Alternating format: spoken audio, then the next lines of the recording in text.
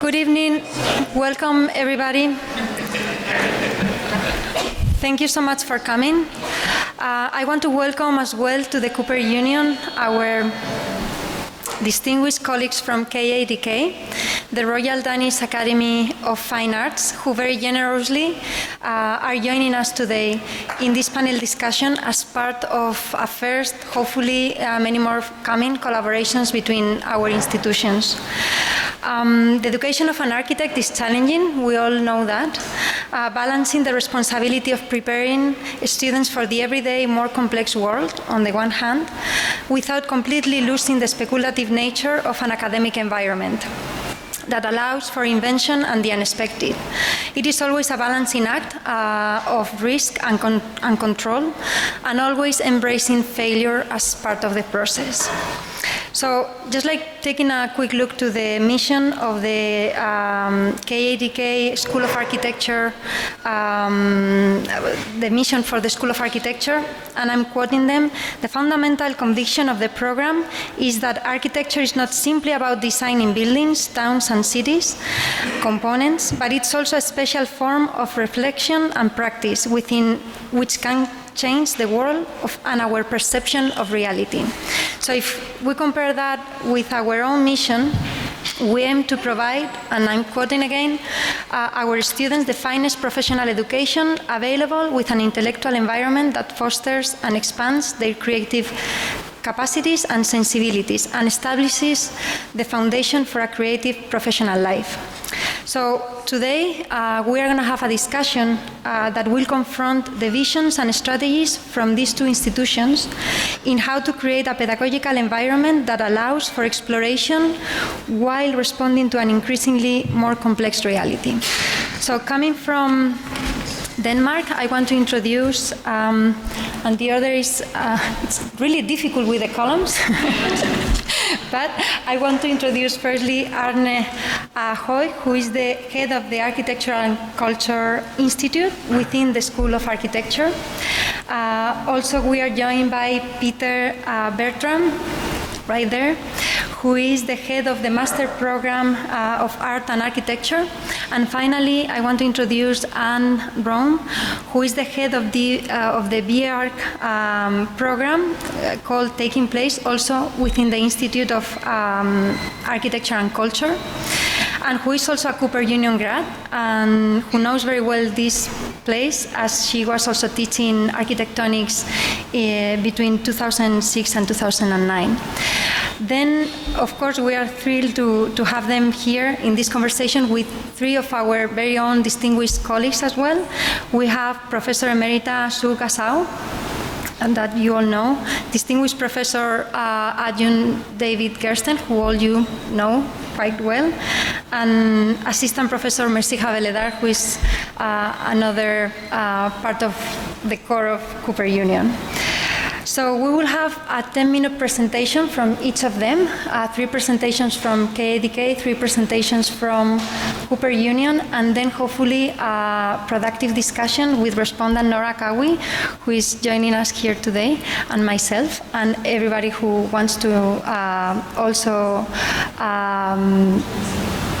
okay, and also joining us by Joan Ockman, who will be part of this discussion. So I'm going to be a little bit strict with time, as we have like 6 presentations, and we still want to have a little bit of time for discussion.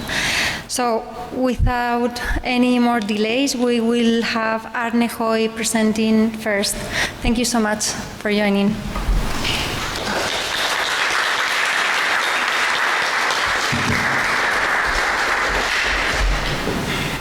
Well, thank you very much. My name is Arne Høi, and I'm head of the Institute for Architecture and Culture at the Royal Academy of Fine Arts School of Conservation, Design and Architecture. It's a rather long name, so usually we just call it KADK.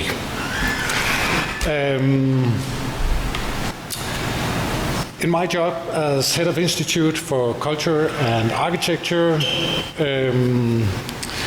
well, we are running this institute There is approximately 150 BA students at the Institute, and then we have 3 master programs at the Institute.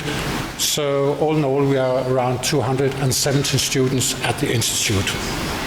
We are one of 4 institutes at the School of Architecture. There's an Institute for Architecture and Technology. There is an Institute for Architecture and Planning, and there's an Institute for Architecture and Design. And then there's this Institute for Architecture and Culture.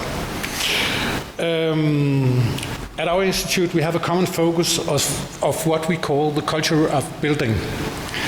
And in our research and in our master programs, we especially focus on a triangle where we talk about a political culture, an artistic culture, and a historical culture. And that triangle is the basic of our institute. The Royal Danish Academy was established back in 1754 by King Frederick V. And until 1996, we were situated in an old baroque palace in the middle of Copenhagen. It sounds a little bit like a fairy tale, but now we are situated in the old arsenal for the Navy, outside, near Copenhagen, a part of Copenhagen where the Navy has left, and we live there together with the School of Film, the School of Modern Dance, the School of Theatre, and the Conservatorium for Rhythmic Music. On the topic today, pedagogical risk, I will talk from my perspective as a part of the leadership of the school with a long, great tradition, which has produced a lot of great architects and not at least have made a great impact on the society. To understand the frame about the contributions from KADK today, I have to tell you that all education in Denmark is free and it's paid by taxes. So our academy is financed by the government and all students are there for free. And there are no private School of Architects and no private architect academies in Denmark or in Scandinavia as well. Although education is free, it's not unlimited. So the government decides how many students they will let in at each education. And 4 years ago, the government decided to cut down the School of Architecture with 30%. And the reason they gave was that there were too many candidates who don't get a job in the first year after they graduated. And this was the only parameter, and the message to the school from the government was, fix it or we'll cut you down again. So when we are talking about pedagogical risks today, you have to see it in that light, that we are a school who have just been cut down, and we have a goal to make our candidates to get a job in the first year after they're educated. At that time, 4 years ago, we also made an analysis of how people, professional people, architects, politicians, organizations, constructors, etc., looked at us. In short, they found us a little self-concerned.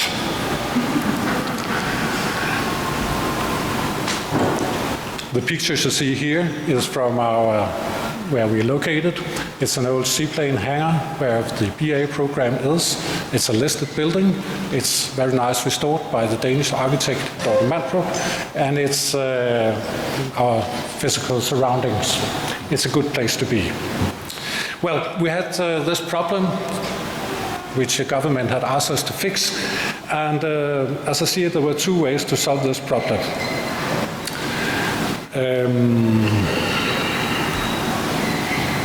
One obvious thing one could do is to strengthen the cooperation with some of the big architecture firms, let them tell us exactly what they need, and then teach the student in basic skill, which is usual on the bottom line in a company from day one they hired a new person. That's one way. Luckily, there's also another way, and what we thought as a way to solve this problem was to give the students the architectural and artistic competences and skills to acknowledge, formulate and solve the future problems. A future which we don't know anything about yet, and a future which is changing unpredictably. And that was the way we choose to go. At our institute, we decided to establish an even stronger partnerships and to make some assignments in cooperation with different external partners. It could be organization, municipalities, artists, architectural firm, and other schools of architecture.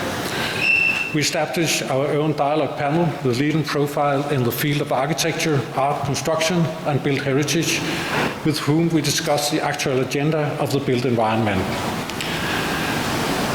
And we do not only want to discuss it, we also want to make an impact on the built environment.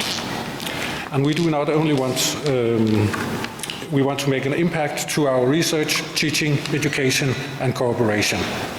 So we have established a lot of strong cooperation from the biggest financial fund in Denmark, who contribute with almost $1 million to our institute, to a cooperation with this workshop in the outskirts of Denmark, but still one of the leading producers of wooden floors worldwide. It's from Danish. So we established these new cooperation. And from my perspective, there's also a pedagogical risk in these partnerships. Although they are very strong, I see a pedagogical risk if we forgot that we, the teachers, the team at the school, are the experts in education, and that we are the ones who are responsible for making a choreography with a progression. And the risk is that we start miming the professional or miming the world outside, the thing some call reality, instead of develop competences through exercises and projects. I think we succeeded rather well with that, and I'll return to that with some examples in the end of this. We did another thing, because in 2016 we decided that we would have a special focus at the 17 UN goals, and we urged all candidates to relate their master thesis to the 17 UN goals. They could be critical or invent new goals, or they could make artistic and architectural questions, answers as solutions related to the 17 UN goals. And we were the first academic institution to take the step to adopt the 17 UN goals.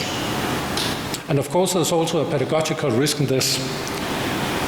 Seen from my perspective, is a pedagogical risk that we start making solutions instead of asking. And that we get so focused on fixing that we forget the academic and artistic way of working. We are an architectural and artistic academy, and we're not a polytechnical school. But anyhow, I think it's extremely important that we, as architects, is involved and truly engaging in designing the future. I think that's the essence in our profession, and hope that is what motivates us. I also hope that is your motivation. For true, I'm disappointed if the goal for you and our students as well, for our teachers, is to build fancy houses for rich clients or designing more meaningless products. On the picture, you see two of our students. It's Ben and Camille from the Institute. They are together with the Danish Architect Association, and they are presenting our projects to the UIA General Assembly in Seoul in 2016. We presented the idea of having this conference in Copenhagen, the UIA conference, concerning about the UN goals in 2023, with focus on architecture and the 17 UN goals. I hope to meet some of you there.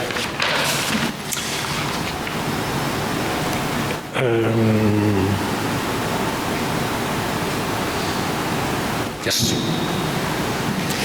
And how do we manage the risk of not becoming a polytechnical university? Well, we have a strong team of teachers, and I think that we on the Institute are very aware of the risk. I'll give you one example.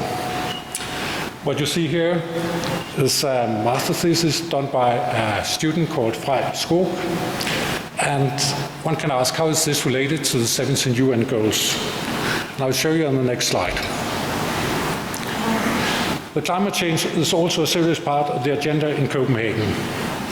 torrential rain happens more often, and the existing water system cannot handle this. The result has been several floods in parts of Copenhagen. To solve this, a big system of hidden tunnel under Copenhagen was planned, which shall lead the water away. And you see these hidden tunnels on the map. And the strategy is to create urban spaces which use the water as an architectural element, to use it to create recreative places in the city. We have the student, and he was working with the floods and the water system in Copenhagen. And his project was both, like most good projects, it was both a question and a suggestion for an answer. And the question was, is it right? Is it the right thing to hide the water away or make it into a cozy thing? Or could we do something else? And he experimented with a series of monuments with different functions, which remind us of the water and the climate change. And at the same time, he reinvented and actualized the monument, or the Denkmal, as they call it in Germany. As I said before, I see a pedagogical risk in our goals to make stronger partnerships, to make an impact, and not at least to our ambition with the 7 UN goals. Yes. Well, I have to end this story about Frej's project. Each year we have a great event in Denmark called the People's Meeting. It's held on the small island Bornholm in the Baltic Sea, a place where all politicians and organizations participate. It's a big party. There's a lot of different things going on, and you can meet the politicians and you can talk to them. We arrange an event at KADK inspired by a television show, and I think you know it in America too. It's called, I think here it's something called The Dragon's Den. Yeah, you know it? Okay. It's a TV concept. There's a panel of business people, and some people with an idea come and pitch the project for this panel. Shark Tank. Okay, somebody is watching television. Okay, you know then. We did the same, and we have 3 candidates from the academy who participated, and the dragons or the sharks. Okay. Among them were the Minister of Finance, the former Minister of Environment, and 2 directors from 2 of the biggest funds in Denmark, a pension fund and a fund for architecture. And we have nominated this project from Frej, and he had to pitch it for the sharks, and he had to battle with something which was a little bit more easy to understand, because there was a guy who was making new building materials out of seaweed, and the other guy has made a home for homeless to put on the street. And Frej had this object, and I think this was not a pedagogical risk, it was, from my side, a strategic risk, or a risk as a leadership.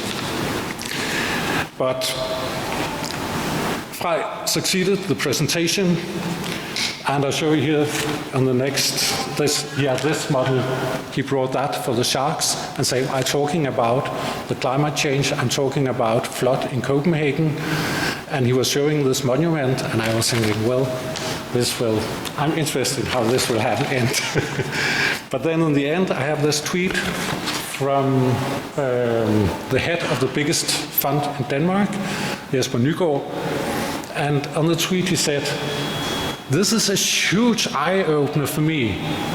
Normally we hide climate things away, but we could also show them." So he reached the point.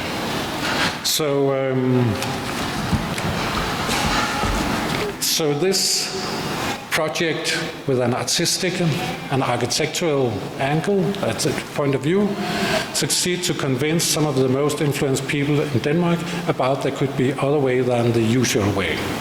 And I think that's our obligation as an institution. We're dealing with architecture and art.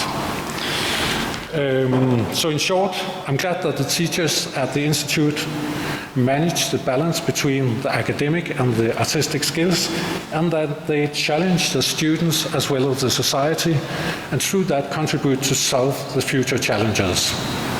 As an academy, it's our obligation to coach the theme for the next season right, although we don't know the rules yet. Thank you.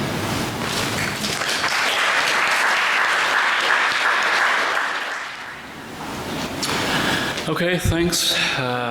First of all, thank you for the opportunity for speaking here. I consider that to be a great privilege.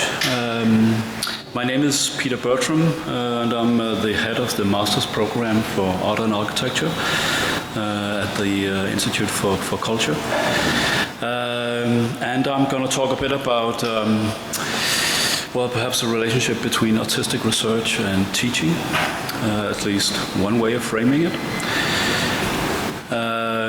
I think, fundamentally speaking, the reason why these terms, failure, risk, etc., are somehow attractive to us is that you cannot premeditate difference.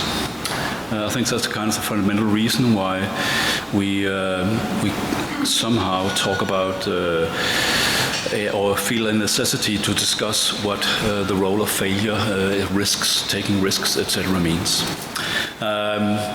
A relatively short time, so I'm going to perhaps just simply make a couple of statements initially, and perhaps later we can talk more about them more in depth. And I think that my first statement would be that in order to understand some of these things, what it means that you cannot premeditate difference, we have to think of a process not in terms of solutions or it's finding solutions, however important it is to find a solution to something. I think the real issue is how you create a problem. Or rather, true invention is to invent a problem. A new solution is, like it says, merely a kind of variation of an existing problem. That would be the first statement. And then the second one would have to be, well, what is actually a problem in all of this? And I understand a problem, perhaps fundamentally not as a negative condition. That's really important. In other words, it's not something that is to be dissolved by a solution. I see a problem rather as a kind of a set of dynamic set of factors that can manifest itself in many different ways. I would then think of that's a very broad definition of a problem, but I will also think a more concrete version of what a problem could be is to think of a medium, a drawing, or a problem as a model as a kind of problem. In other words, that's the only thing you work with directly. It's the only problem you can engage directly. Now, because it's a medium, it obviously relates to something other than itself. And in that sense, you could propose that you had, in a sense, two problems that were related in the process of making or creation. One could be labeled a medium problem, and another one an external problem. The external problem is only external in sort of compared to the medium that you're working with. It should not be understood as a negative definition of it.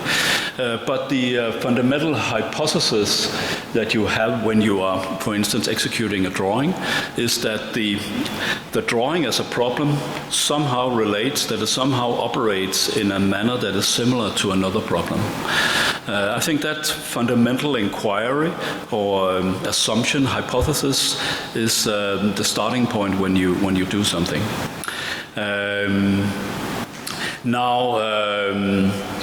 I would try to exemplify this a little bit and suggest how it could be connected to teaching by showing first a couple of images of some things I've done and then a couple of images of an assignment that is related to it. And the first image is of a display case of a series of objects that belong to a project I began some years ago when we were in the middle of a structural reform.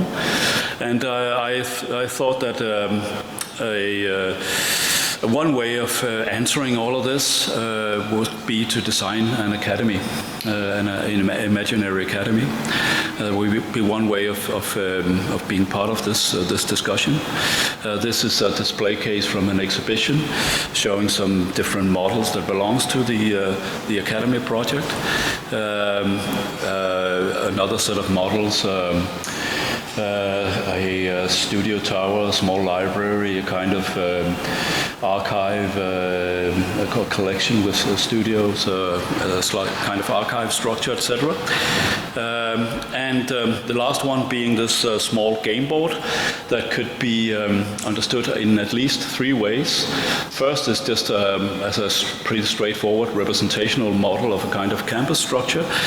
The second, it could be understood as a kind of game board of a kind of mental map of a project under development. And finally, it could also be seen as a way of managing an academy. And the latter one, I would think, would have to do with how you somehow frame heterogeneity and enforce heterogeneity. In other words, the problem that is still relevant to our academy, and the problem that is somehow, at least attempted to be captured by me in the model, it has to do with the census and how you create and enforce the census. Now, the second series of models come from a student or set of student projects. Together with a colleague, we gave an assignment of asked them to make an academy or design an academy, but in such a way that each student developed a small fragment of it, sort of contributed with a single space to the entire structure. In that sense, you could think of all of the answers put together would, in a sense, form a kind of academy. But obviously they also, in a sense, enacted the academy simply by participating in the assignment. So in a sense they performed an academic practice and reflected upon it, which would obviously be a central part of an academic practice, while designing different elements of it. And these are just to give you a sort of overall impression of the work. These are a couple of interior developed drawings of two of the spaces, and these are a couple of larger models built showing fragments of the different structures. Now, this is the last slide, just to suggest a couple of ramifications of all of this for pedagogy. And first of all, I think that one of the defining things of an artistic process is that it has a kind of an affair with singularity. And I think that poses a kind of difficulty to pedagogy, because you cannot really communicate exactly how you deal with this. The whole concept of method or methodology is difficult in relationship to an artistic process, at least if you think of it in a kind of rigorous term. So is the term communication, because a lot of these things cannot simply be communicated. And for that reason, there a lot of the way you connect these things is to, in a sense, like it says, pursue problems you're already working with through teaching, or put in another way, in a way you somehow recontextualized problems you're already working with in your own practice in teaching. In other words, you should at least aspire to sort of teach, not to communicate, but to be inspired. Now that poses a lot of problems, at least in our corner of the world. A lot of people would be slightly offended by this, because they would think that it installs a kind of old-fashioned master-apprentice relationship between teacher and student. And I don't think that's necessarily the case, but certainly there's a strong element of involvement between the two, that you somehow co-produce the work. And it is, in many ways, for the same reason, often a precarious thing, because you really have to administer that with a lot of respect. But you cannot. You have to. You have to nevertheless create this kind of involvement and also very direct transposition of material and problems that you're working with yourself into teaching. And this means a lot of things for the sets a lot of conditions for teaching. But I think one way of approaching this, there are many others, but one way of approaching is through the question of technique. If methodology is a bit more problematic in my eyes anyway, I think technique is a good way of thinking about this, and also a way of steering processes as a teacher, because technique is obviously a way of thinking, not simply a tool. But I think a lot of the kind of framing and the steering and that goes on in an assignment has to do with orchestrating a set of techniques and a kind of material in relationship to that. In this respect, technique is really a kind of exploration of a medium material, because differences, it cannot be premeditated, but it neither can it be invented and subsequently manifested in a material. It is always a kind of negotiation of the differences of a medium material. But as the assignment exemplifies, in a sense, the simple division between the two problems, or more traditional problems I suggested in the beginning, quite quickly becomes a kind of medium environment in which this distinction is more difficult to make. So that the students simultaneously, in a sense, designed an academy or fragments for academy, and that's in that sense treated the material in a straightforward representational way.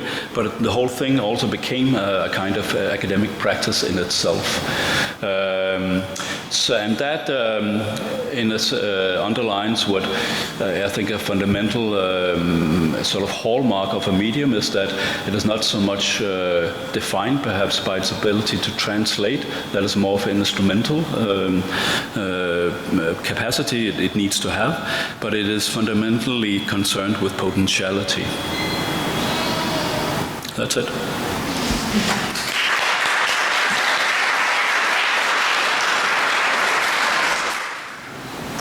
Thank you, and thanks for everyone for inviting us here. It's a great pleasure and honor to be remembered and recognized by everyone here, all the way down to the doorman that remembered me after 10 years. It's really touching, and it's really great to see my students from Denmark making new friends, and for myself to make new friends. So thanks for that. I'm one of the dinosaurs of this institution, stated our professor on our first day of school at the Cooper Union in 2001, and announced our first assignment, draw a grid, no further instructions. At our desks, we all took great care to measure precisely, draw with the sharpest possible pencil, account for down to fractions of an inch. All of us except one student who took a risk. He was called Cooper, Mac, by chance, and his grids stood out as they were all pinned up the day after.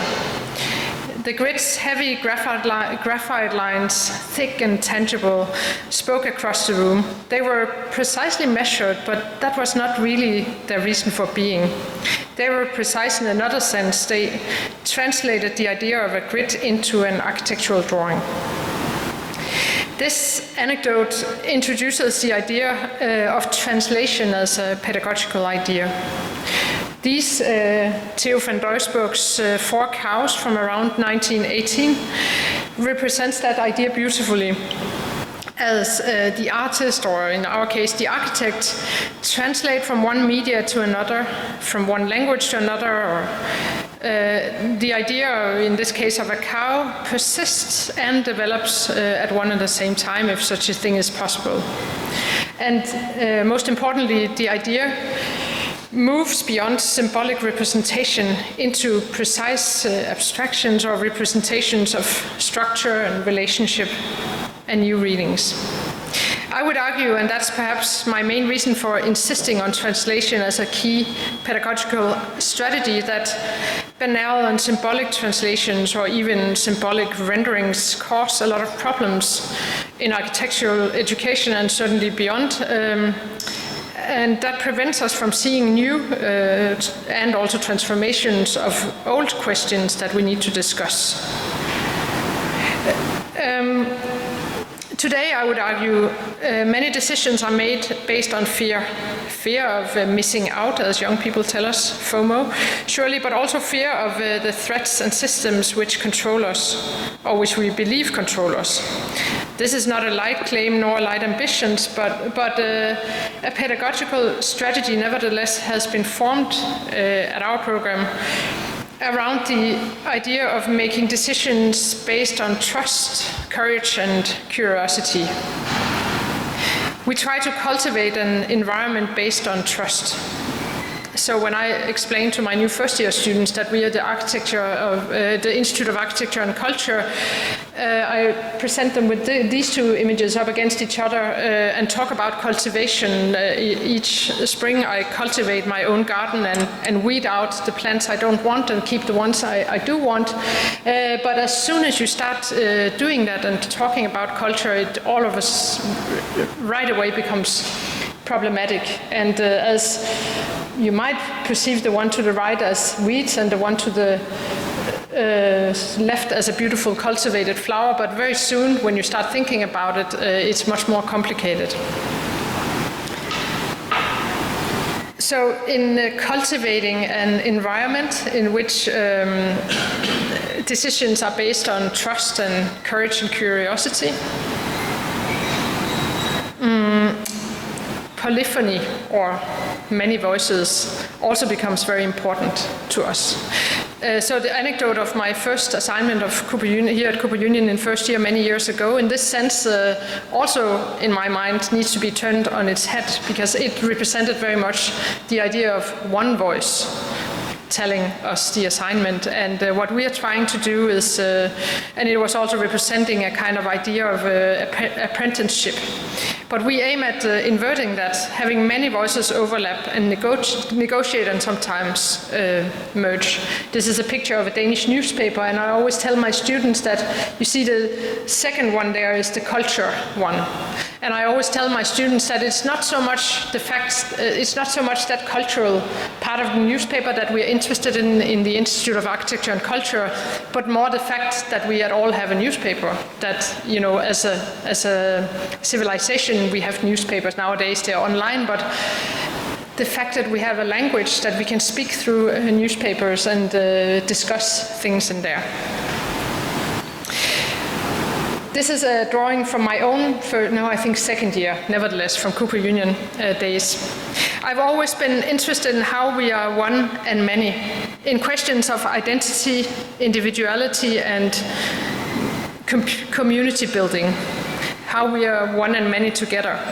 Being head of program, I use this interest as a way to understand the contemporary situation in which I'm teaching and to understand the generation of young architects.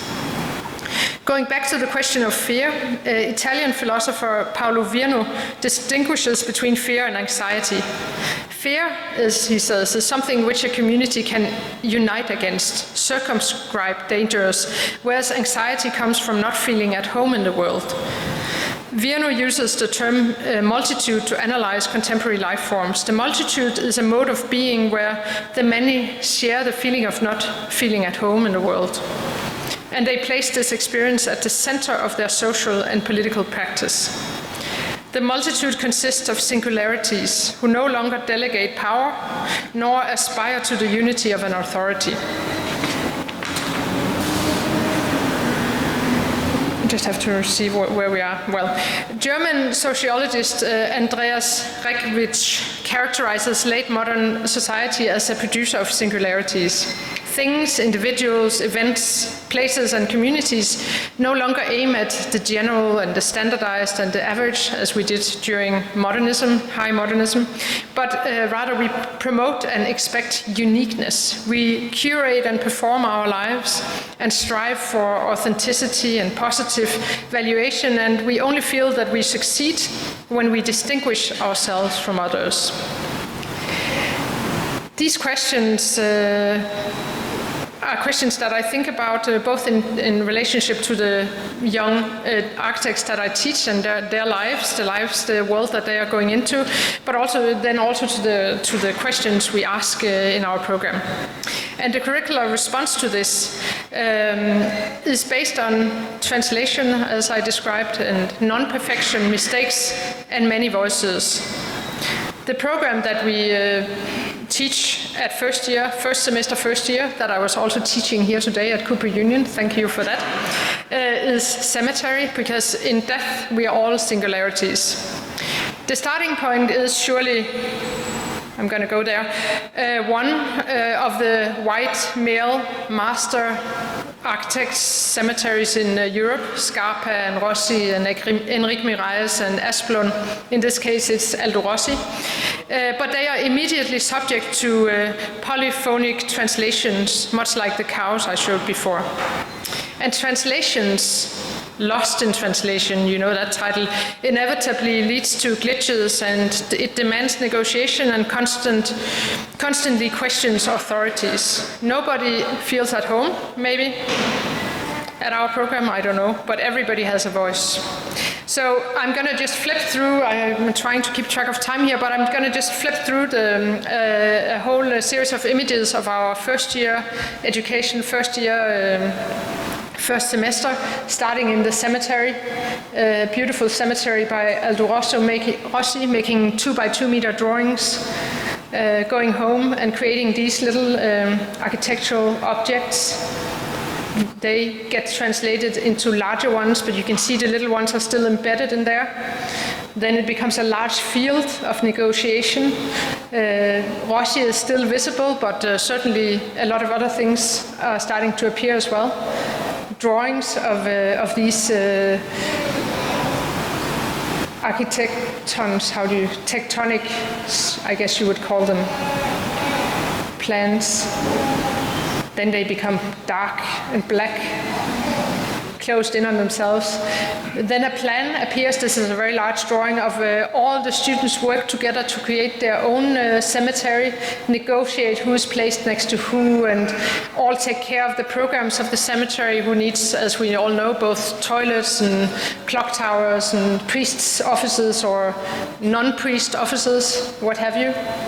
And here you see the final cemetery with all the guards watching it, the witnesses of what we have been through, and then the cemetery, the ring around, and then the cemetery in the middle, being built as a kind of communal work with lots of negotiations from all the people. I just want to show a few images also of this kind of cultivation that we try to practice. We try to create a culture,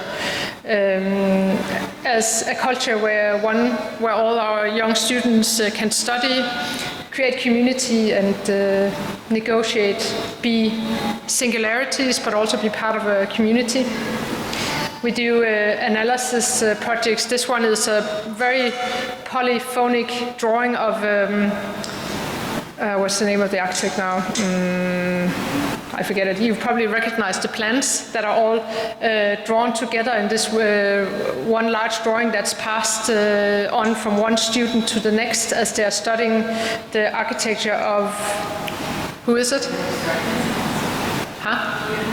Piranesi, thank you. I have a lot of things in my head and a lot of translations from Danish to English. We go to we went to visit a slaughter plant, and literally where a pig is slaughtered every minute or more, so to understand the cultural condition we live in. We went to visit a prison built recently by Danish architects. I remember that question being very present here at Cooper Union. May an architect build a prison? Do you remember we discussed that a lot those days?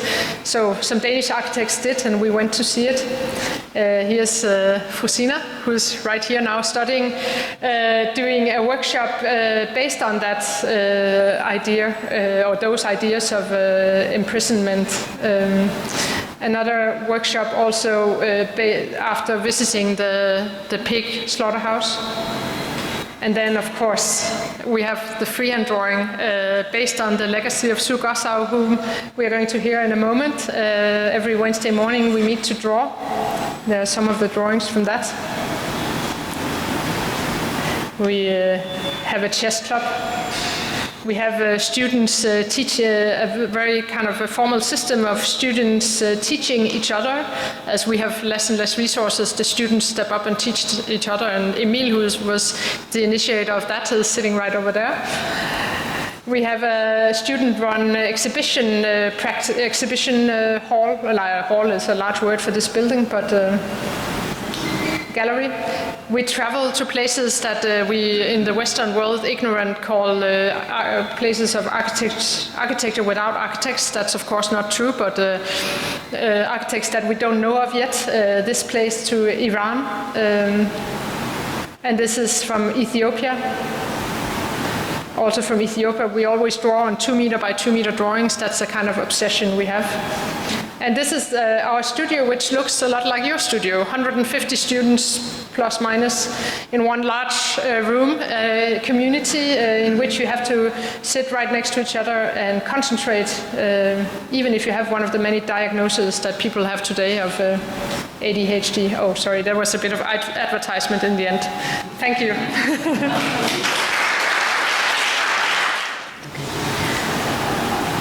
Nature's inadvertence has its, I'm starting with a quote from Marcus Aurelius' Meditations. Nature's inadvertence has its own charm, its own attractiveness. The way loaves of bread split open on top in the oven, the ridges are just byproducts of the baking, and yet pleasing, somehow. They rouse our appetite without knowing why. Or how figs ripen and begin to burst, and olives on the point of falling. The shadow of decay gives them a peculiar beauty. End quote. Failure is inherent in the very act of hand drawing. No matter how exquisitely executed, there is something wrong with every drawing ever made. Here is the painter Delacroix describing his practice. I must make many sketches and take my time. That, above all, is where I need to make progress. The main thing is to avoid that infernal facility of the brush. Instead, make the medium difficult to work with. That would be completely new. Make the medium resistant so as to conquer it patiently. The artist who aims at perfection in everything achieves it in nothing. Delacroix is purposely setting up a scheme for difficulty, a tactic for failure. And why? To what end? I return to Marcus Aurelius' speculation that in inadvertency, the thing not expected, the flaw, the moment of decay, we find possibility. Perhaps something completely new. In the act of drawing, a mark is made on a pristine surface, leading to another mark and another. It is a risky business. What will come of it? Perhaps the marks agglomerate to something in the wrong position, must be erased, modified, added to, subtracted from, struggled with, reassessed, and finally considered finished, more or less. A colleague, I am told, once described the advanced drawing seminar as, quotes, dirty drawing, end quote. I believe it was not meant to flatter. However, it gave the title for a chapter in my book, Architects Draw. I quote from it here. Imagination lies in the realm of memory and dreams, deeply rooted in the facts, forms, events, and spaces of our actual lives. Flights of fancy take off from that which can be touched, tasted, measured, and observed. We dream in images. We seek to translate our fleeting images and our observations to paper. The dirt in the chapter heading refers to the fallout from charcoal, pencil, pastel, pen and ink wash. It is the fingerprints, smudges, erasures, spatters, and drips of wash. It derives from the repetitive process of searching through drawing, of sifting through layers to find the gold, the essential element. The struggle to conquer a particular medium is only part of the endeavor. It is the struggle to find resonance between the visual world as it engages our eye and the realm of our imaginings. Like the process of creative writing in which the author writes and rewrites again and again, the drawing process goes beyond merely correcting or expunging lines or tonalities that seem tentatively embraced in the first study. It simultaneously leads to rethinking and, at times, altering the direction of the intended work itself. So what is being said here regarding risk, control, and productive failure? I would propose that the free hand that is engaged in drawing travels in a landscape constantly reconfigured by these three coordinates. Not infrequently, I tell students I promise to teach them nothing useful. In the advanced drawing seminar, students are asked to create a folio of drawings on themes of their own choosing. Often enough, we wander in the desert for some weeks. Sometimes it is in the odd corner of a page of sketches that a thesis is discovered. The inner surface of an orange rind leads to the unfurling of a landscape. A small portrait sketch evolves into studies of dreadlocks sculpting a head. Scale can be insignificantly tiny, small shards of glass and the reflections and shadows they cast, suggesting monumental dimensions, the fumes of Niagara Falls contained on a finite piece of paper. What are the skills needed? What media best suits the project? Invention demands stumbling, failure, if you will. The term drawing implies stretching, pulling, but not yet arriving. We draw an arrow. It has not yet been shot. It might reach its target or not. We are drawn to one another, but we have not yet embraced. This talk draws to a conclusion, but I'm still speaking. In the space between the image yearned for and the stumbling, tentative, sometimes mistaken, failed attempts to get there, in such inadvertencies lies the surprise, the possibility for invention, for something entirely new.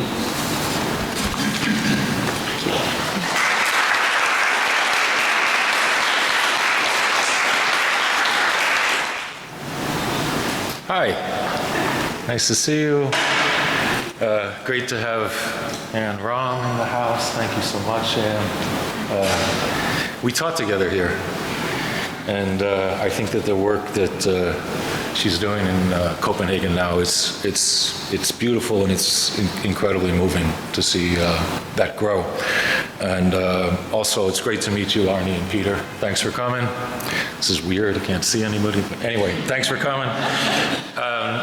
So I wanted to start with a short film clip from Dean Joan Hyde. Let's see. How do you teach architecture? Osmotically, by osmosis. I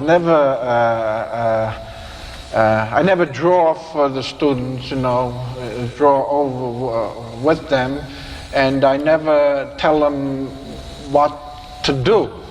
I try to, in fact, draw them out. In other words, draw what's inside them out and just hit at certain key points, and that they can then, develop their ideas. I mean, that's it. I'm against that kind of didactic teaching that they're told exactly what to do all the time. I mean, the younger ones, okay, in the first year, perhaps, but later on, by the end of the fifth year, these are people in their mid-20s, and I always say, that Darwin took the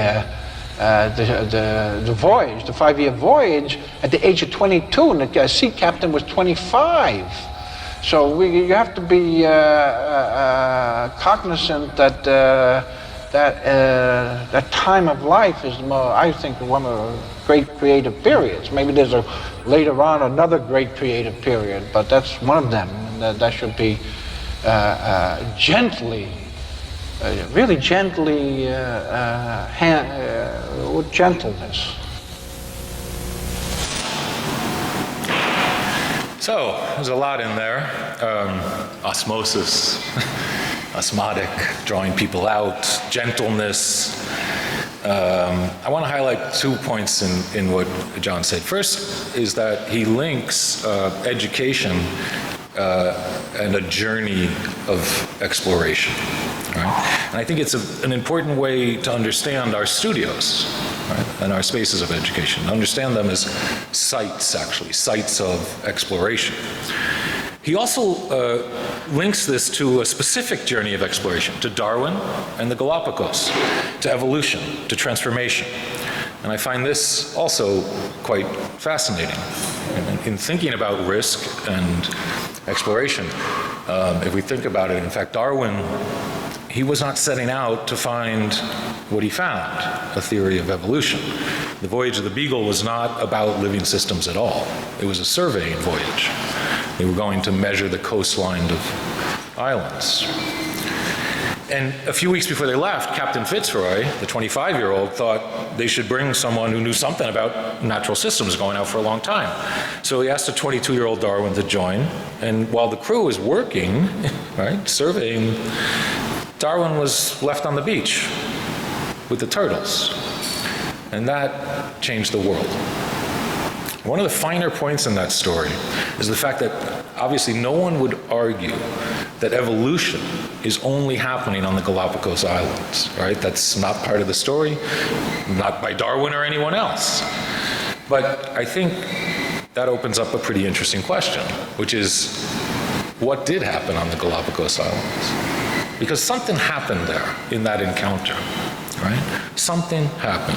So while evolution is obviously occurring everywhere and all the time, the density of biodiversity in the living systems of the Galapagos allowed Darwin to perceive the transformation, right? He was immersed within a density and complexity of difference. And that led to an epiphany, to an apprehension about transformation itself, about evolution. And that led to an evolution of knowledge. So knowledge transformed in that encounter. So I sometimes imagine, Darwin sort of staring into those turtles' eyes, a kind of face-to-face exchange, and he saw us. He saw something about how we transform. He perceived something of our transformations, and this perceptual shift allowed a shift in understanding. It allowed the evolution of knowledge. And in fact, as I'm sure you know, the theory of evolution itself has evolved quite dramatically in the last 160 years. And I would say that this is possible at every given moment. In our studios, in our labs, in our shops and classrooms, all of them can be understood as sites of exploration, as spaces where a density of difference, a density of different questions, a density of diverse voices can lead to discovering new understandings. And it will ultimately come from you. It will come from your curiosities, your actual embodied curiosities, your creative urgencies, your voices, and your exploratory works, right? That's how your questions are going to evolve. So our spaces of education are allowing a kind of inhabitation of your questions. And they allow us to create the transformations that our world needs today. So to speak to this question of inhabiting your questions, I want to very briefly share a project that we did in Denmark in 2012, in Aarhus. Did this with Anne Rom. It was a drawing board film screen for about 150 people. It started, it actually started with a question or proposition from a philosopher named Emmanuel Levinas. Levinas was a giant mind, and he said incredible things about ethics and space. And one of the things he said was that the most heightened sensation of the human condition occurs in the space between two faces looking at each other in silence. Like Darwin and the turtle, right? There was an empathetic exchange. He positioned that as the beginning of empathy, and ultimately ethics emerges from that space. So in Aarhus, we sort of took that proposition and we created a spatial situation of communication. Right? So we took the two faces looking at each other and just drew a line between, like if there was a veil, let's say, or a tissue, or a drawing that could somehow capture something of that communication. So how did we do that? We built a huge curved wall in a theater in the school, and we skinned it with paper, and then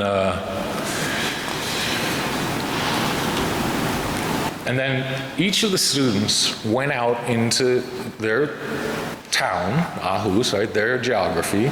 Obviously you have emotional and memory relationship to your place, and we asked them to go somewhere that they had a relationship with, an emotional relationship, a memory relationship, something that they felt a proximity to, a closeness or an intimacy with, and to kind of, with a 1 meter by 1 meter sheet, try to capture it.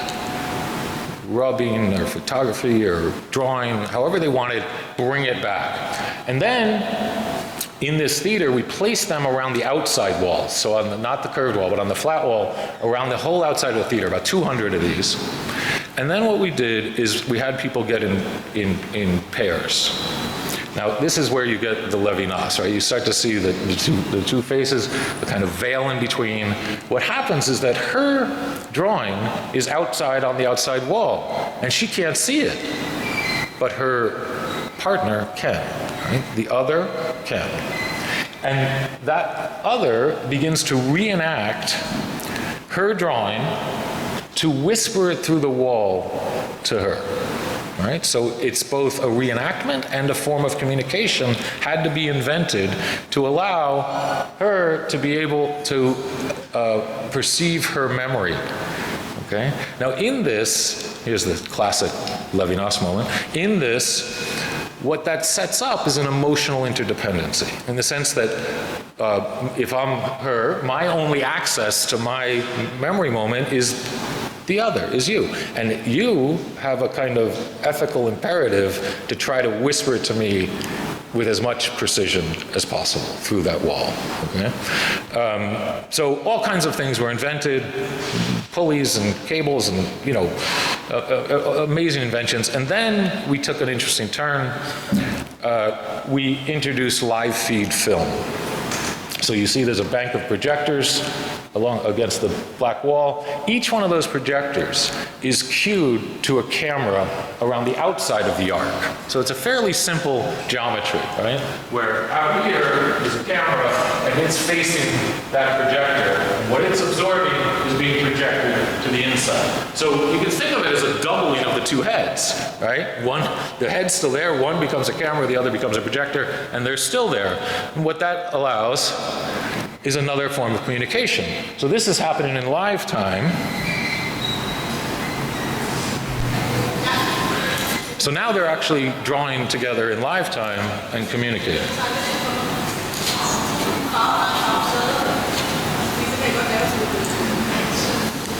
Her and her shadow.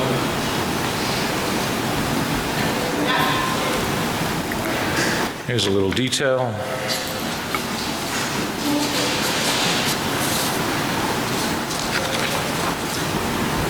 Now watch these guys. Because eventually when you're in that space, the whole thing happened in 10 days, but after a day or two, you start to move into it because you're inhabiting a new kind of spatial situation, and your questions emerge. You see, now watch, he's going to throw it through the hole.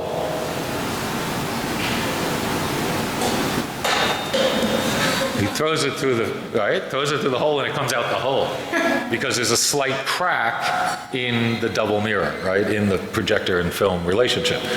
Last clip. This is a kind of, for me, it was a stunning 21st century Levinas. It's a kind of eclipse that happened. There's beautiful piano playing that you have to imagine. As she's pushing an eclipse.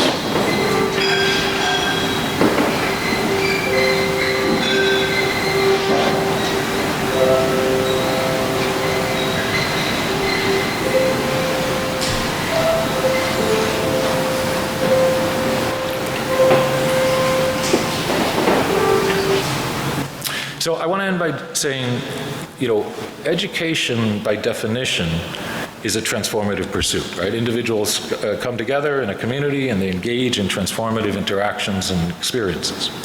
And knowledge evolves, comprehension evolves.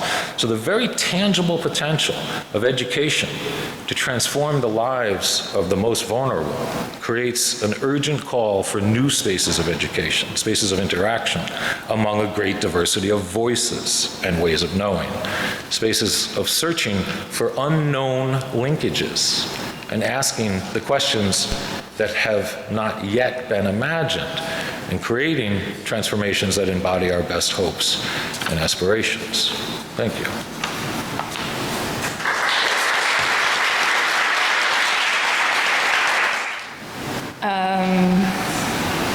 Hello, everyone, for those of you still here. I'm very excited to be part of this panel, especially with Anne Rome and her colleagues from the Royal Academy in Denmark and my own colleagues from Cooper Union as well. I was really excited by the title of this panel, Pedagogies of Risk, Control, and Productive Failures. So being a very diligent student myself when I was a student of the Cooper Union, 2 years apart from Anne Rome at the same time, I took this very seriously, this prompt. So I will show you, I'm going a little bit off the script, and essentially I will show you examples of 4 studios that took span over the last 2 years, during which I was the coordinator and also I co-taught those projects. We will go in the spirit of Powers of 10 from first year to third year to graduate program and back to the very beginning. And I tried to take apart in terms of the categories that we were asked to engage with and show you some of my own, self-analysis of ways we used guidelines and parameters to encourage risks and expose students to really find their own methods of invention, experimentation, and productive failures. So the first one, at the moment I'm teaching first year again, but this sequence of projects relates to a project we titled as Animate Architectonics. The risks that were part of that project was integration of descriptive geometry, material effects, structural systems, and methods of fabrication.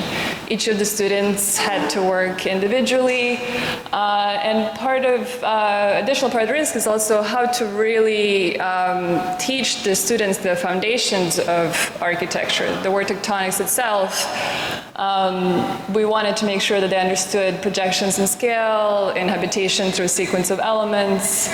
At the same time, I was trying to figure out what are the so-called controls or guidelines. That obviously comes down to the syllabus guidelines, the drawing guidelines, fabrication guidelines. I was writing this down, and I initially had 30 pages of a typical syllabus in there, and I thought everybody would just start to feel the angst of architecture immediately. I took them out quickly, but I will just show you a couple of the works and examples of those controls or guidelines and how they can actually provide structure for the students where they're able to find their own voice and their own system. So every single studio usually has something similar to this diagram where there's an objective, a sequence of drawings that would be listed out, spelled out, their techniques, methods of processes. You will notice everything's based on a module. We also project from two-dimensional, three-dimensional methods of thinking. And then when you look at the actual parameters that the students are able to achieve, they're actually extremely unique and individualized. So you realize very quickly, this is one example of one project in a span of 12 weeks. Cindy, who's currently in third year, was able to, in the top right image, show material effects of metal bending, and for example, top left, look at a system of walls that were constructed to construct a pavilion. Part of the parameters, aside from obviously the drawing techniques, was also just scale. So they had to design within 24-foot limit, which is exactly, the columns right now are 12 feet apart, just to give you a size of it. I would say experimentation and iteration became very critical aspects of that process of discovery. And at the same time, following those exact same controls that I spoke about previously, you notice that we have a radically different result in this example. These three projects are part of the 2018 Studio Prize. So even though almost the part I'm not talking about is that every single one of the rules were also essentially broken by each of these students. I would actually argue that many of them literally failed as a result, because if they were asked to design within a 24-foot limit, they would ask, well, can I go and make a cantilever, or can I move against it? So the purpose of this is in the level of first year, is that those guidelines are actually there to help liberate them and help them find their own voice. I'm just showing glimpses of some of their works, and this is during the vector game where they had to experiment and discover. And part of, for me, it's very important to combine every method of thinking from analog to digital, back and forth. So a lot of the methodology in terms of how this was taught was looking at process of construction and learning from experiment, and then challenging the drawings and the models to just think beyond what was initially perhaps expected. You see this example right here, shows a matrix of lines on the left, and then on the right you actually see how they become a ramp all the way through. So I will slide this very quickly. This is an example of third year, which I caught that with Haley Eber last semester. The risks were how to construct a building at the size of New York City block, shifting scales from city to room to building to exterior wall and back to city, which was unexpected, how to integrate affordability and yet encourage creativity, and how to challenge the norm, meaning we issued social organizations such as Single Living, Living with Disability, Nuclear Living, Millennial Living. We also collaborated with an organization called Help USA that designs housing for disenfranchised. Part of our controls, of course, syllabus, methods of guidelines, scales, zoning regulations, literally the unit count. After that structure or the controls were provided, something like this pops up, which literally begins to list the agenda or the goals of each of the drawings that students then have to provoke and work against and work within to discover unexpected. And here we have an example by Isaac, who's currently in 4th year, and he chose single living with kids, and what he did is he designed 300 units, but his idea for the unit was to actually use a sequence of individual rooms, and I apologize, it's hard to see at the scale of the slides, but the drawing that you see right here basically takes the idea of a mat building, and an upper level has all of these individual beds, toilets, that was another part of the guideline of this studio, that are interlocked together, and the lower level he proposed, he took apart the convention of an apartment unit, and he designed a public cafeteria, kitchen, shared bathrooms. So this is an example of taking something that's very real, working with a real agency in New York, Help USA, and yet finding ways to engage a creative process that still has to be reflective of actual real parameters of construction. This is another example, again, following that controlling guideline by Risako Okari, who's currently also in 4th year, and she chose, you'll notice that they each had to complete a certain set of drawings from 3-dimensional, 2-dimensional studies, composite techniques, and descriptive geometry drawings were part of this. I navigate through different years through my time at Cooper, so it always keeps you sharp and on top of things, and he has a way to basically, part of this is also tectonics, right? So what you see in the drawing, the second one towards the right, she's actually unfolding the two facades of the space. She decided to do urban analysis where she exposed around the site the relationship between bad food and health risks, and the increased death rate in areas that actually were financially deprecated. And she designed a housing block where the entire community would be self-sustaining, and we would challenge her in terms of if the materials that she were choosing were affordable, if the bathrooms were lined up, and yet she figured out a way to make this spatially innovative, efficient, but also creative. It's also tectonically a perimeter scheme. And then this is a third example that changes. It's actually a sequence of vertical elements, aka towers, by Tracy, and she was looking at nuclear living, but she was really intrigued by the educational lack of facilities at the ground level on the site, and she chose to integrate part of those programs throughout these towers at the ground level. But again, you'll notice that the drawing techniques are part of those guidelines, so everybody was required to generate a certain number of plans at assigned scales. All the models, each student had to construct a sequence of volumetric models, such as the one that you see on the top right, detailed building tech, exterior wall models. This was part of a building integrated studio. And again, each of the students found their own creative voice, even though those controls were very strict at the beginning, and they just kept multiplying. I did not include all their projects, just their names and their categories that they chose, but you get a sense of just multiplicity of scales and challenges that they had to slalom through. This one will be just two examples. This is graduate thesis last summer. The risk here was you're working with 9 individual students who are finding their own voice, so it's actually they're finding their own risks. But they were prompted by the word animate and how to create their own argument that they had to prove. And again, this person, Shantanu Bala, he was really intrigued in how materiality can be used to influence pedagogy and school systems through provocations of the senses. Each of the drawings, you'll notice that I might have an obsession with squares at this point, had to be within a specific format, and he had to prove how the sense of light, sound, air can be contradicted with materiality.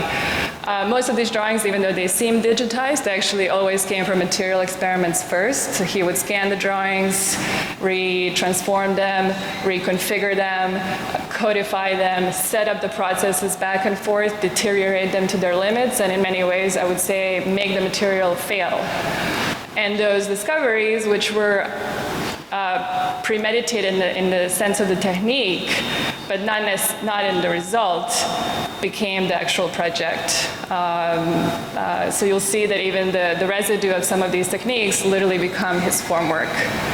And this is an example of another person who also took the word animate, looked at materiality and structures through the game of towers in New York City, and I'm trying to refrain from going over time, I know, I can feel the heat. But again, had to create the visual evidence to prove his hypothesis. And then lastly, this was the most recent, was this summer, I had the privilege of teaching for the first time high school level program and pre-college program for students who are interested in going into architecture. And part of the risk is, aside from me never having done it before, is that it was fixed to 24 days only, the time was limited, and I was curious to see how we could begin to introduce various techniques, from methods of thinking to just building up their skills. So the idea for this was to combine a very rigorous program that slalom between analog and digital techniques back and forth. Came a very robust schedule that I worked with Associate Dean Elizabeth Donnell very closely. But, I would say if I had to categorize it within the prompt of tonight, I would say these are controls. And then, again, there's some kind of format, and students, for example, in this case, is somebody who embraced material techniques and then worked back and forth. And they each had to learn how to draw by hand, draw by, the tool of Mayline, the tool of Rhino, the tool of Photoshop, the tool of 3D printer, it was risk. Okay, that's it. Thank you.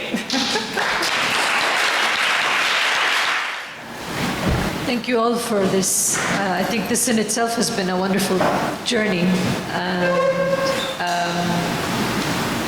It's really fantastic to kind of take a step back and think about the pedagogies that we are employing and also learning from. I thought that there was something that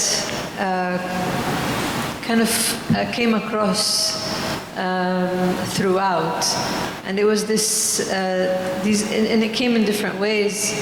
It was this notion of polyphony, or the multiplicity of languages, the heterogeneity within the academic institutions, the densities of difference, and the journeys and explorations. I think this reminded me of two characters that I thought maybe we could somehow throw into the conversation. Perhaps they leave something. And one of them is Edouard Said, who was actually, he was a scholar at the time when he was writing a text on academic freedom. He was writing and speaking in the context of Cape Town. But brought up this suggestion of the student or the scholar as a traveler, in opposition to a character who would kind of be static and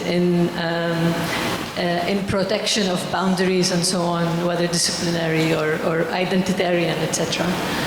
And I thought that this idea of the academy as a space to voyage in, to travel through, to inhabit a multiplicity of identities is extremely important, especially today, not only because it reflects the many places that student body represents and comes from and works in, but also the interconnectedness of the risks that we face on a planetary scale.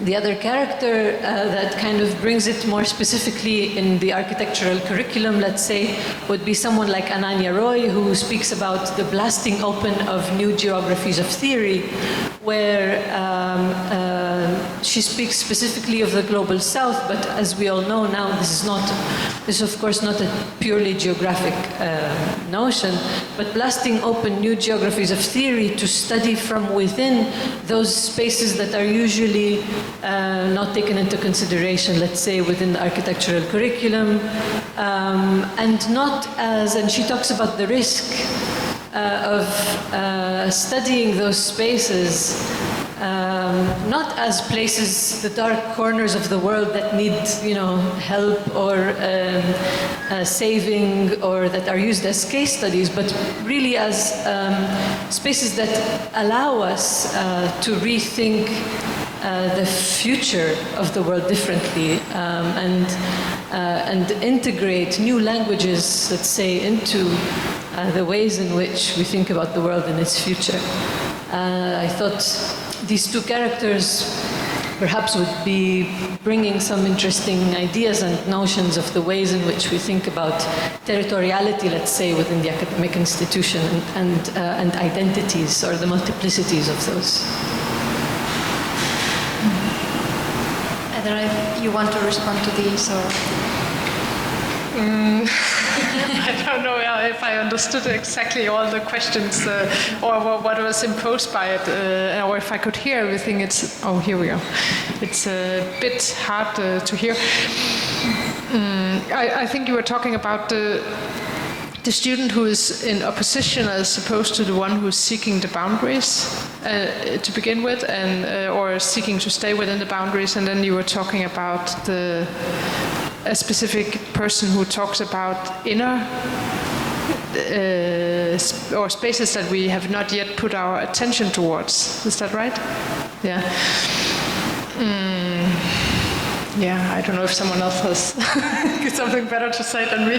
I can say for myself that I find it enormously inspiring to be a teacher in these years, because these times, because we don't necessarily need to look so far beyond, because a lot of our students represent or present to us a lot of the problems that we don't that we haven't seen yet. It is a very different school that I was growing up in than the one that the students are presenting to me today.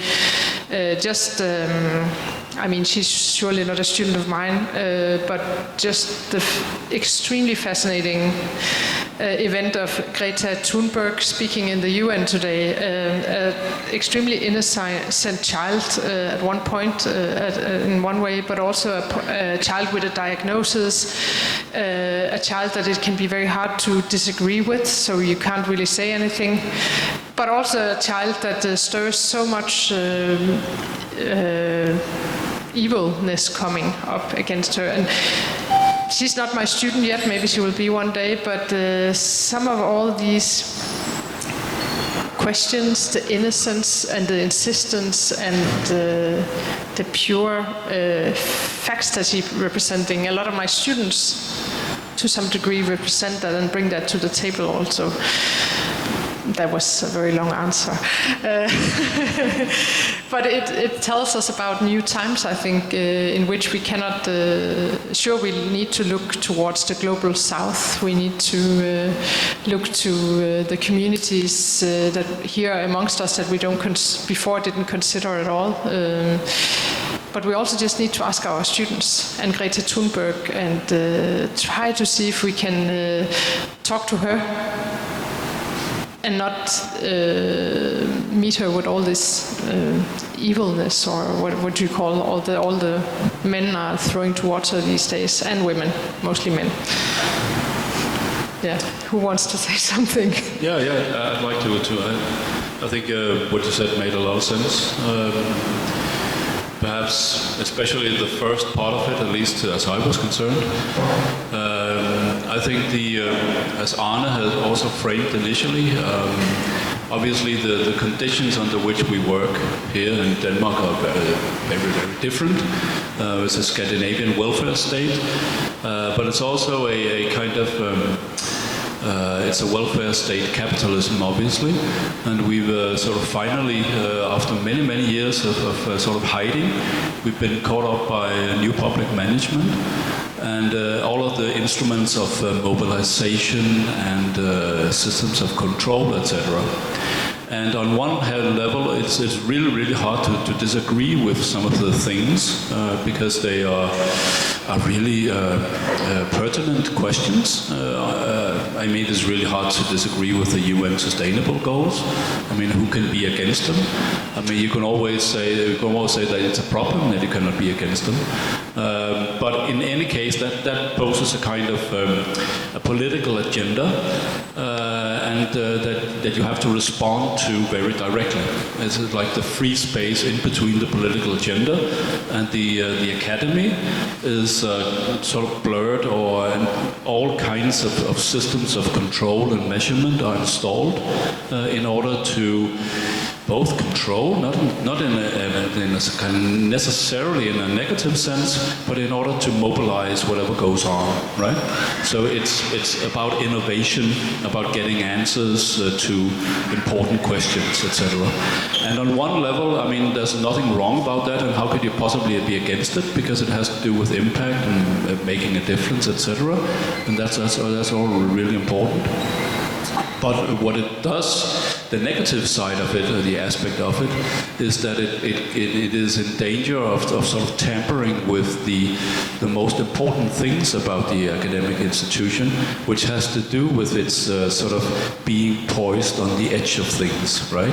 And on another way, on another element, I think it also, perhaps in my mind anyway, the sort of real contribution of an academy in the sense that it can somehow sustain a kind of heterogeneity, as you suggested, is that it really serves as a model for democracy, because democracy is defined by the census. Or the ability to sort of maintain the census without breaking into an open war. So that kind of in this my mind is really the defining thing about democracy, that it can do that. So in a sense, by sort of fighting for this, on one hand, obviously addressing all of the things we need to address, being placed on the kind of on the edge of things doesn't mean that you abandon it altogether. It just gives you a kind of sort of delay in response that we really need. So I think that whole part is really, really important. And there is, I think, a tendency to forget that, and maybe sometimes forget it for in a sense, the right reasons, but nevertheless to forget it.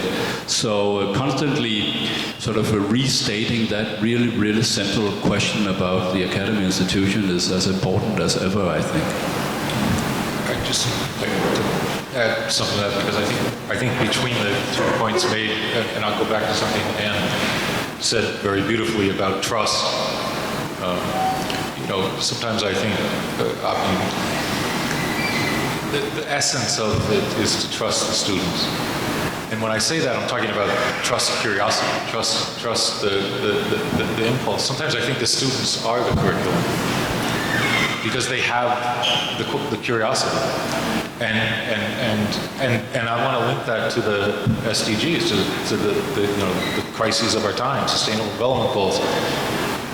I think our greatest risks are our capacity to comprehend transformation itself.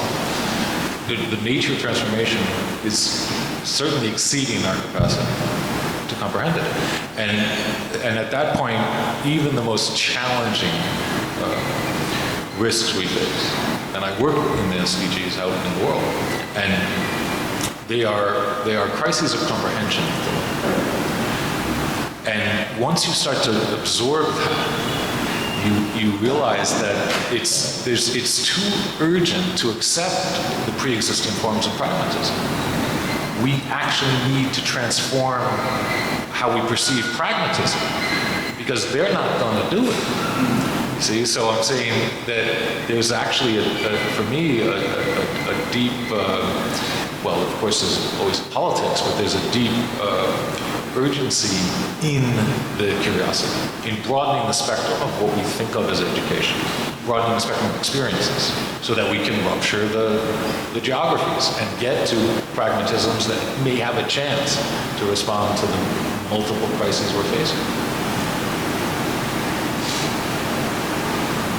Yeah, for me it would be interesting if you could talk a little bit more about the format.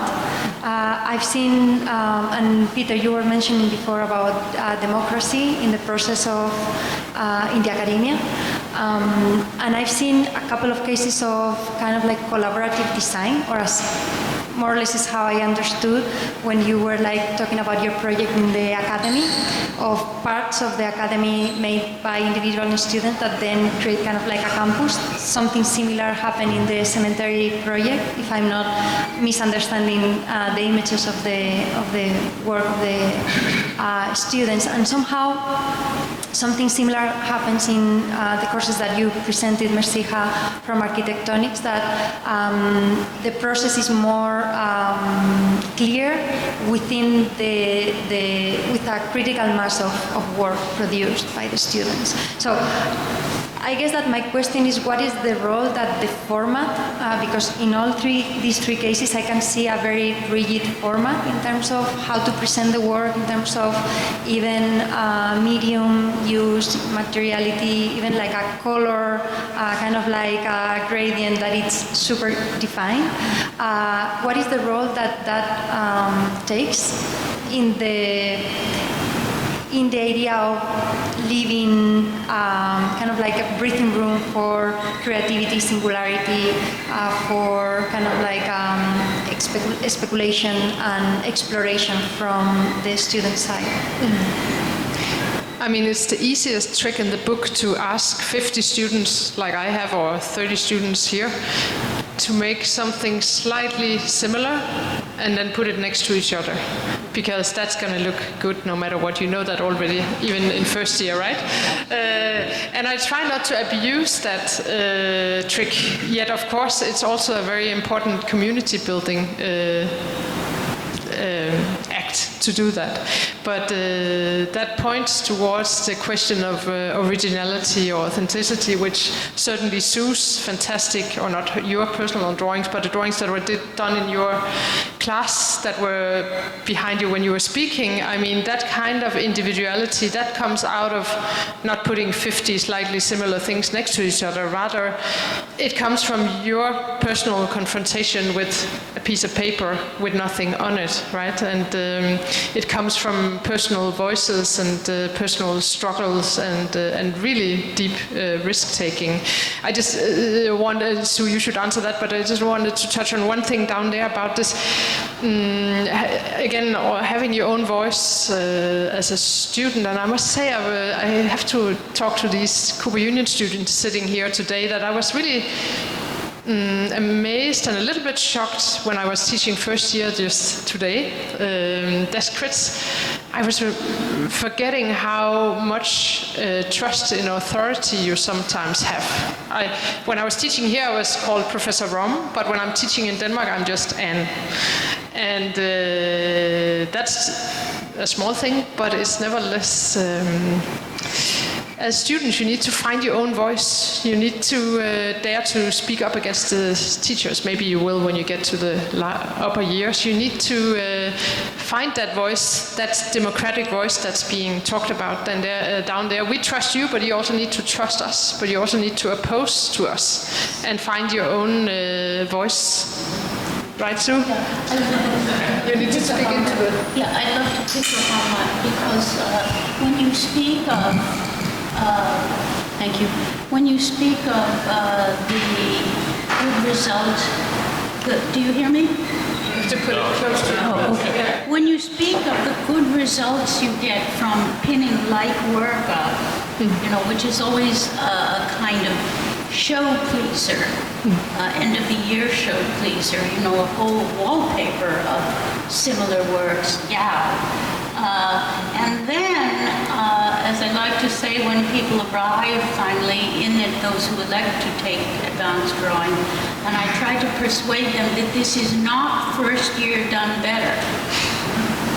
that this is where you take those chops you got in first year, the drill of doing similar work, because we have to go at some point through this adventure together and learn similar things and use them as best we can. So yes, the work looks all pretty splendid, but then what do you do with it? What is it in each of you to find inside here?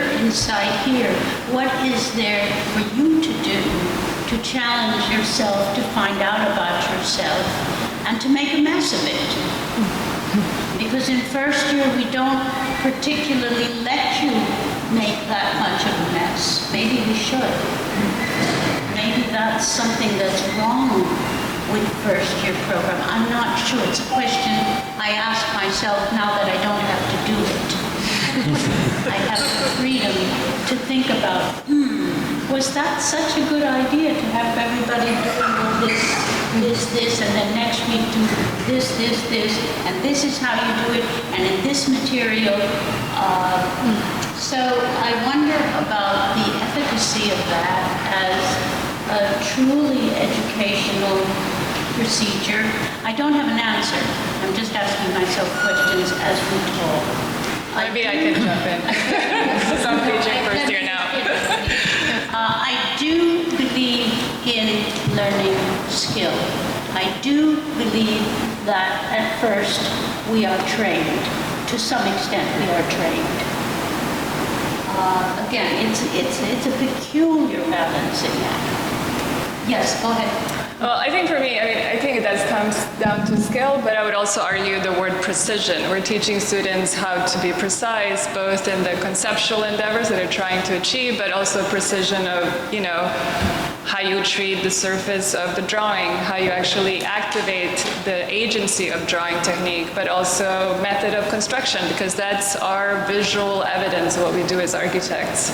And I think for me, first year it's kind of the militant discipline that you have to really make sure that the foundations are set up in a way that they can keep building on that as they move forward. And part of what I'm always intrigued by is that no matter how many parameters students, especially the older I get and the younger they do, it seems that they're always intrigued by different technologies and variations, and these guidelines actually really encourage them to break them apart and to challenge them. And that's when you do notice, this person actually violated that part.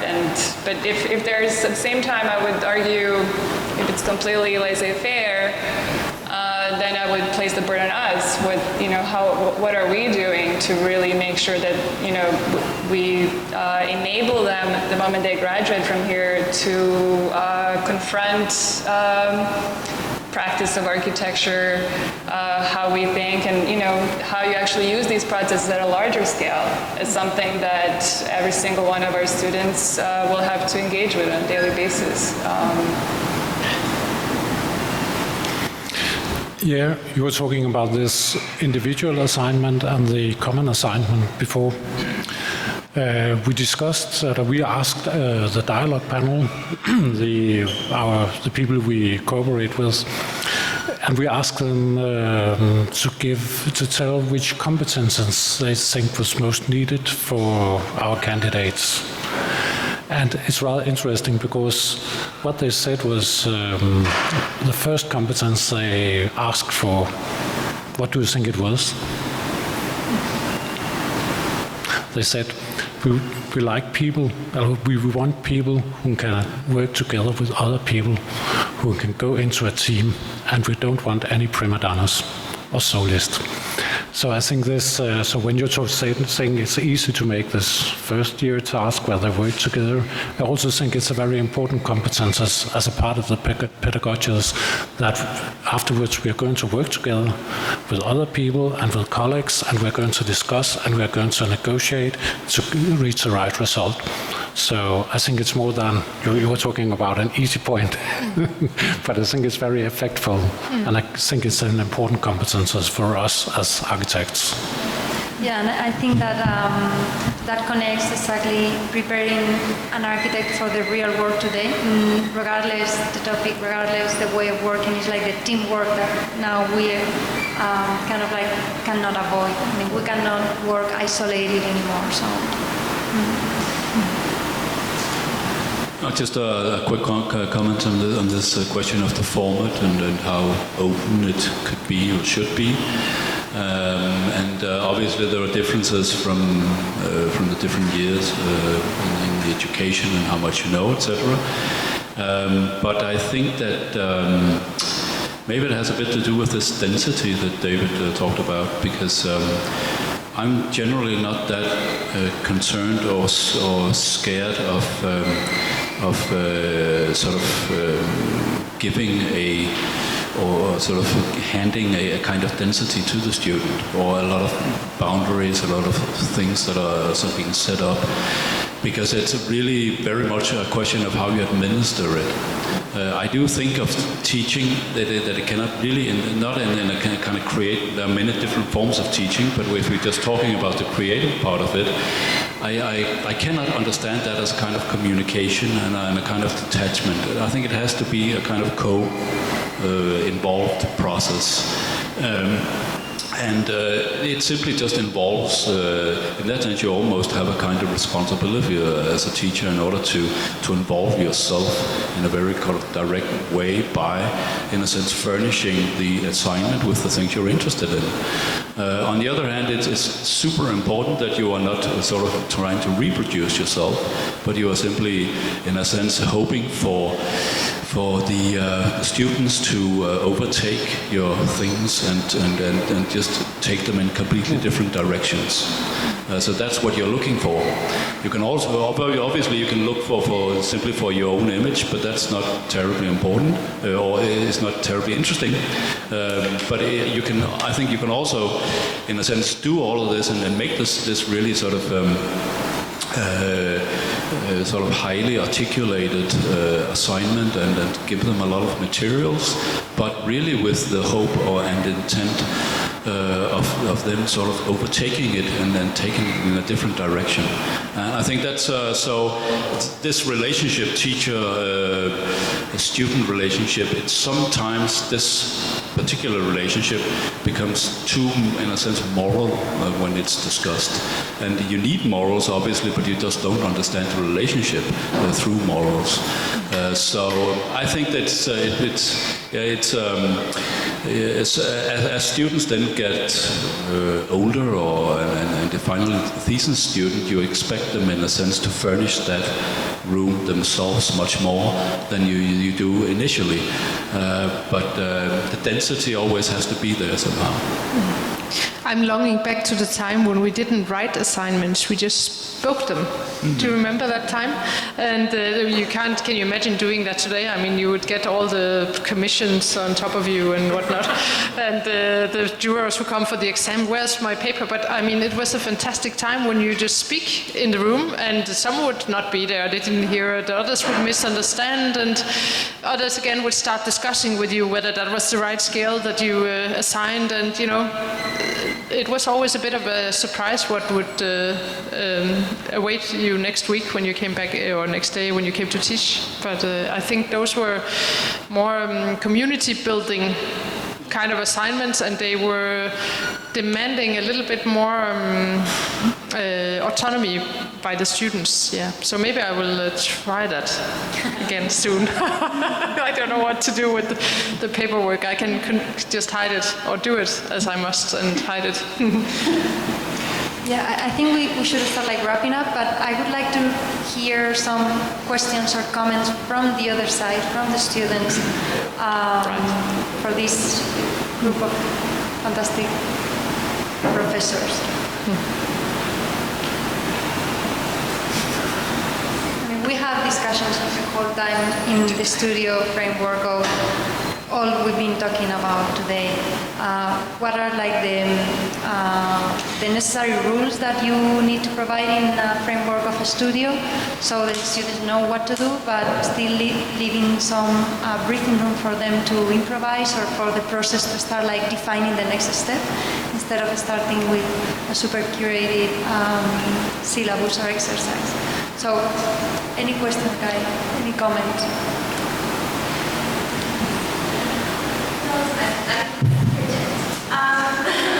When curating assignments for your studio, do you have in mind that the students want to become architects, or are you teaching a more general kind of idea? I mean, as in conventional term, as in someone outside, you grab a stranger and you say, what's an architect? So you teach students in that fashion, or do you teach students, I just want to know, do you expect students to want to become? That's a super nice question. These years we have a lot of, I'm sure you do too, like a lot of measurements and facts and so on. Facts in Denmark show that is it only 40% of all graduates will go to an office, maybe 30% will go to the administrative legal kind of system. And a lot of people will go to I don't know where. And a lot of my classmates from Cooper certainly are not like traditional architects today. Actually, that's very true of many of them, whereas a lot of my Princeton classmates, they are architects today. I don't know what, or I know what it says to me about Cooper Union back then, that it was a really good education. I'm really proud of this Cooper Union education because it prepared us for so many different things, and we made, or my classmates made their own pathways. So when I write an assignment for students, I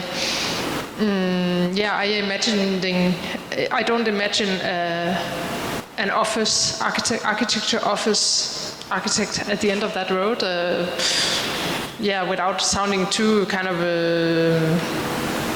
serious about it or something. It's about, when I was at school, we were talking a lot about architecture as a discipline and not a profession. If you perceive or think of architecture as a discipline, something larger than the profession, then you will be prepared for the profession as well. I mean, that's a very kind of abstract, bold answer to that question, and that's up for us to discuss then. What are disciplinary questions of architecture and what are not? Yeah. But my thing is, my follow-up question is that the profession of architecture has changed so drastically over time, and to the point where, like working in an office, the experimentation as my graduate start working, it's not going to be the same. Like there's a foundation that is built in your work experience that you may not get in a college. So what do you, when teaching, do you prioritize, my thing is do you prioritize learning about some of the office work? Does that come into play? Because some students might not want to do any of it. Exactly. Yeah. I mean, we all want to be architects. We all want to think and work and talk about space, rooms, questions of inhabitation in the widest sense, but we don't all want to become, dare I say, slaves in an architecture office. At least when I was working in an office in New York, they owned a lot of my time, and I didn't like that. So I chose another path. So of course you guys all need to be highly professional. And I trust that you will be if you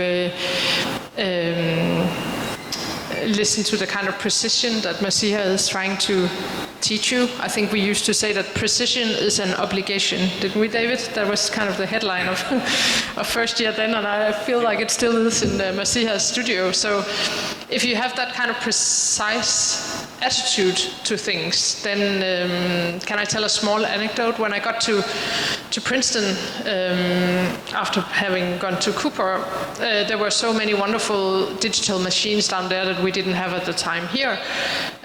But people down there, students down there, they forgot to think that material has a dimension. So when they used the laser cutter, they were like, great, I'm just going to trace this building. And then when they put it together, they think, oh, wait a minute, my material is like whatever, 1/4 of an inch. And I forgot, there's a 1/4 of an inch missing in each corner now. This is like a really kind of lame way of saying, and I'm not criticizing, I'm also very appreciative of my Princeton education, but what you guys here at Cooper Union should be really proud of and happy about getting is that kind of sense, material has a thickness. I need to be precise when I use this tool. I use it and celebrate it and appreciate it. Wow, we have laser cutters, fantastic. But I also understand and criticize the limit of that tool. And do you know what I mean? Does that anecdote make sense? I mean, nowadays I'm sure at Princeton they all know that material have a thickness, right, Haley? But to me that story was just such a kind of an epitome of the differences between these two environments back then, at least, when the Princeton classmates, they all went to the high-end, high-profiled architecture offices and to the competition teams, and today they have their own super successful offices and do competitions and win them and all that. And that was not such a given for my Cooper classmates, but they do really cool things, like Jerry sitting over there. She became a painter. Other people became a large variety of other things, and I think that you will as well. You will be part of reinventing what architecture is, and you should be proud of that. Doesn't mean that if you want to, you can. I'm sure you can take a job in a competition in a high-end office if you want to, but it's a strong tradition. I think it's worth keeping or cherishing here at Cooper, that architecture is much more than that. It is also that, but it's more than that as well. Yeah. I just add a short thing to that. I taught the first year for a few decades, and one of the things I would always insist on is for people not to make drawings to show me anything. I wanted them to make drawings to see something, and that's a very simple imperative, very simple difference. And it's part of the art of teaching. It's part of the art of learning, which is to recognize that the intimacy of the relationship between the person and their work, that act of a hope to see something, a hope to explore a question, that fostering that, creating some situation within which people develop an intimate conversation of the art of listening, literally listening to their work, that's the most we can hope for, because the architecture is you could say it's the anticipation of an habitation. So how do we anticipate the other? How do we anticipate inhabitation? That has to come from a deep poetic imagination and a deep ethical imagination that emerges in trying to see something, in trying to listen to your work. It doesn't take much to realize developing your capacity to listen to your drawings or see with your drawings is developing your capacity to listen to the world. It is a relationship that you build ultimately with the world. Rather than tell it what to do, which is unfortunately what most architects think the profession is for, you develop the ability to listen to what it is asking and what it is trying to become. And so all of that's happening at your desk. It's the beginning of developing your capacity for listening. Okay, we're running out of time. Thank you. I want to thank you again, Arne, and Peter for coming, and Sue, David, and Mersiha for participating, and everybody for being here and creating such an interesting discussion. Thank you again.